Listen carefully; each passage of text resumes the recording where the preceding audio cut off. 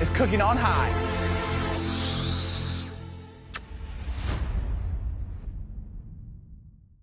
What up, this is Rama Screen at the famous Stage 13, and I'm here for one of my favorite new Netflix shows, Cooking on High, because y'all, you know, I love weed. So I'm here with the host of the show, Josh Leyva. How you doing? What's up, man? I'm doing good. Thanks for having me.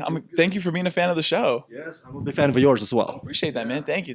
So you're a successful YouTuber, millions of views, millions of fans. So what's your reaction when they offered you this gig, and why did you decide to take it on? Yeah, my reaction when I first heard the show idea, I was like, this is kind of crazy. Like, I've never seen anything like this. I'm a big fan of food, obviously, a big fan of weed, and putting them together and like on such a high level, not just your typical brownies and cookies, like gourmet food. I was like, this is going to be crazy. Like, they pitched it to me at like Iron Chef meets weed. And I was like, this is amazing. Yes, I'm in. So I was super excited about it. It was really cool. It's kind of on brand what I've been doing like on my YouTube channel and stuff like that. So to see like my audience respond so well to it, it's been such a great experience. It's awesome. Now, I saw a few episodes of this season 1. Fantastic. Yeah. So talk a little bit about the process of which guests do you guys have like every episode? Like, oh, let's have that one, or let's have this guy. Yeah, so honestly, I actually wasn't involved too much in who they selected for the judges, but we had some really, really fun judges. We had a rapper named Modson.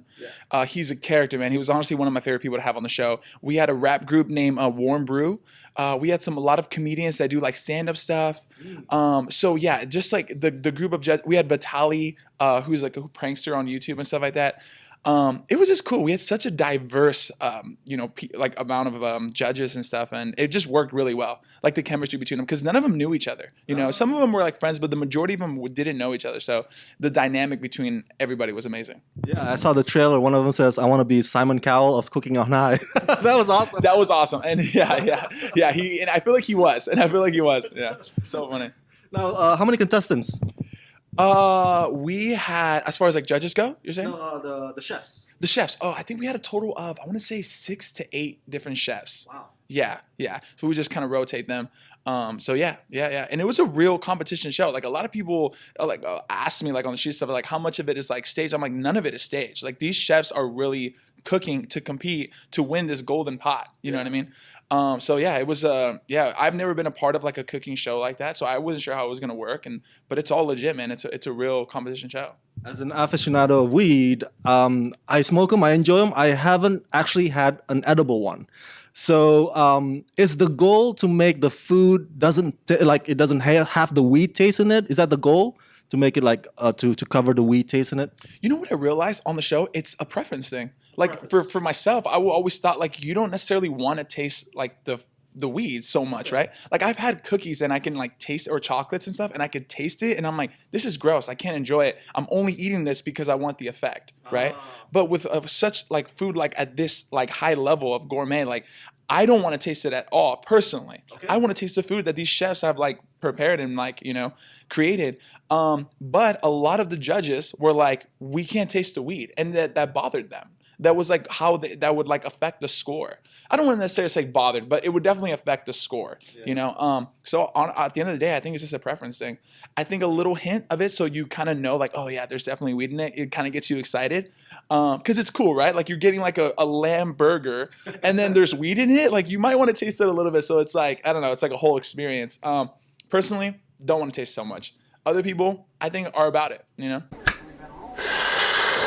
The guy is incredible, man. So like how he is like on the show is how he is in person. Okay. Like down to the way he dresses, down like everything about him, man. He's just so cool. Like I've never met a guy like him. He's very unique. He's like the Doc Emmett Brown of weed. Yes, man. Yes, bro. And he's so knowledgeable. Like none of this stuff is like he didn't get like he got some notes on what he was going to talk about, but all this stuff, this is him. This is him, his knowledge, his experience, his love and passion for weed and stuff like that. And he's really knowledgeable when it comes to food as well. I remember like when the chefs were cooking, he would like kind of like comment on what they were doing. He knew exactly what they were preparing and why they were doing it. I was like, dude, he's cool. This guy's dope. because oh my gosh, that's my favorite part of the show, right? So like obviously like it takes time for like the weed to kind of like do what it does. So we do like this thing called THC timeout. After they eat the food, we give them about like, I don't know, 20 to 30 minutes. It kind of gives like production time to clean up, get ready for the next shot and stuff like that. Meanwhile, I'm in the back and I'm just watching these judges, right? Because they're not high when they first come into, I mean, some of them aren't high. Some of them actually did come in high. But once they eat it, and you just see them like, boom, just takes over. It's like they hit this like transformation. It's my favorite thing to watch. I hope for season 2, we can capture it because you can legitimately see them when they like get into that like zone of like being high. It's hilarious. They don't get reading material. They're kind of just like hanging out. And it's funny, man. It's just funny. I think it's actually hilarious that they're just kind of roaming around the back because I love that. It's a treat. It's a treat to watch. You already got picked up for season 2? No, not up to yet. Not up to yet. But I'm hoping. Yeah. I really think it will. A lot of people seem to really enjoy it. I'm getting a ton of great feedback on my Instagram and Twitter and stuff like that. People seem to really enjoy it. Yeah, I mean, I hope so. Just keep watching. Keep telling people about it so we can make season 2 happen. Because I want to see some like. I want to get like Seth Rogen. I want to get like 2 Chainz. I want to get like Jonah Hill and James Franco. Like I want to see all those guys on the show and Snoop Dogg, of course. So season 2, like. So you can really cook up an actual Pineapple Express. Yes. We'll recreate it on set, man. Yeah. No, another fun question. Yeah. Do you ever get high while hosting this? I got asked that all the time. People, that's like the number one question people ask me, like, dude, how high were you when you're on? And I was like, I wasn't high at all. That's just my personality. All the comments were like, Josh was so high on the show. And honestly, guys, like I was not. We were shooting 3 episodes a day, so I couldn't have ate the food because I would have been like blown out of my mind, like hosting. So I think the producers were like, "Hey, I know the food looks intriguing. We would just ask you not to because we want to make sure that you can film these other episodes." So I wasn't high. I didn't even really get to eat the food. It was unfortunate, but yeah. As I'm winding down to my final questions before I let you go, as I said, I'm a big supporter. Big fan of weed. Finally, we get to this time and era that everybody's starting to embrace it. Yeah. And my opinion is like, well, it's better late than never. What's your take? Yeah, I totally am with you on that. I think it makes sense now, like for this to like at this time. I know I do feel like it's a little late, and but I'm with you. Better late than never. I'm glad that people are accepting it really well.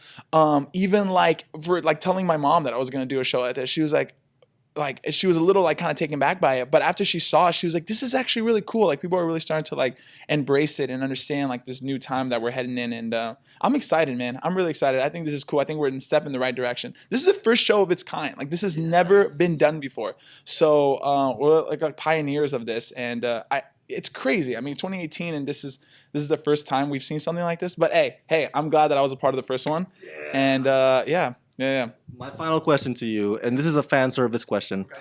As I said, I'm a big fan of yours. What is the key to being a successful YouTuber? What can my fellow YouTubers do to become as big as Josh Leyva? Oh my gosh, that's such a tough question, man. Man. Consistency, collab, have fun, stay true to yourself. I feel like that's what's really helped me. Don't try to be another YouTuber. Just be yourself. I think that's what works. That's what worked for me. I really just try to like as true to myself as possible because the audience sees that. There's tons of Casey Neistat's and Jenna Marbles and all these massive YouTubers. Just we're looking for that next you. Thank you so much, Josh. Thank you. Let's rock this. It's cooking on high.